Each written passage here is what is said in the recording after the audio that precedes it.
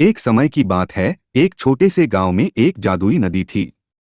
यह नदी अपार संपदाओं से भरी हुई थी और जिसे जो भी पाना चाहता था वही इसके किनारे पहुंच सकता था। लोग इस नदी को बहुत ही पवित्र मानते थे और उसके पास जाकर आशीर्वाद लेने के लिए यात्रा किया करते थे। इस छोटे गांव में एक बच्चा रहता था जिसका नाम विक्रम था। विक्रम बहुत ही साहसिक और जिज्ञासु बच्चा था। उसे अपने गांव के बारे में सब कुछ जानना था, लेकिन जादुई नदी के बारे में सबसे अधिक ज्ञान प्राप्त करने की इच्छा थी। एक दिन विक्रम अपने गांव के बगीचे में घूम रहा था। तभी उसने एक बुद्धिमान वृद्ध से सुना कि जादुई नदी का रहस्य केवल महाराजा के पास होता है। विक्रम को यह सुनकर बहुत ही उत्साह हुआ और वह तत्परता से महाराजा के पास पहुंच गया। विक्रम महाराजा के सामने खड़ा हो गया और अपनी इच्छा बताई कि वह जादुई नदी के बारे में सब कुछ जानना चाहता है।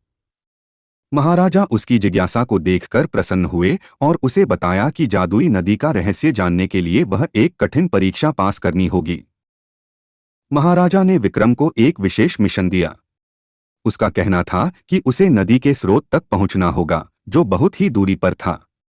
विक्रम को अपनी साहसिकता और बुद्धिमत्ता का उपयोग करके अनेक रोक-टोक, नदी के ऊपर के पुलों और वनस्पति से भरे जंगलों का सामना करना था।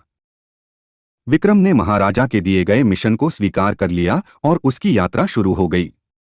वह बहुत कठिनाइयों का सामना करता रहा, लेकिन उसकी आवश्यकता और संकल्प के साथ वह नदी के स्रोत के पास पहुंच गया।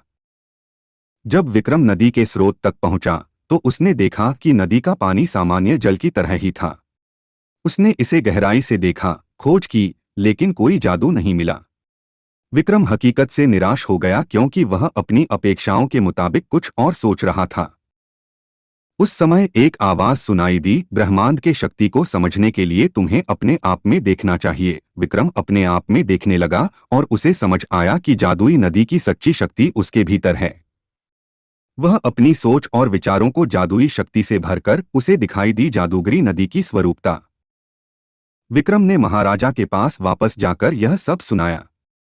महाराजा ने उसे आशीर्वाद दिया और कहा कि वह जादुई नदी की सच्ची महिमा को समझ गया है। विक्रम ने यह बात समझी कि जादुई शक्ति सिर्फ बाहरी चीजों में नहीं होती है, बल्कि हमारे अंतर्निहित प्राकृतिक प्रभावों में भी मौजूद होती है। इस तरह विक्रम ने जादुई नदी के बारे में न केवल ज्ञान प्राप्त किया, बल्कि उसने अपने अंदर छिपी शक्ति को भी खोजा और पहचाना। वह इस सार्थक अनुभव से ग्रहण करने लगा कि सच्ची जादूगरी उसकी खुद की उत्पत्ति और प्रभाव का नतीजा है।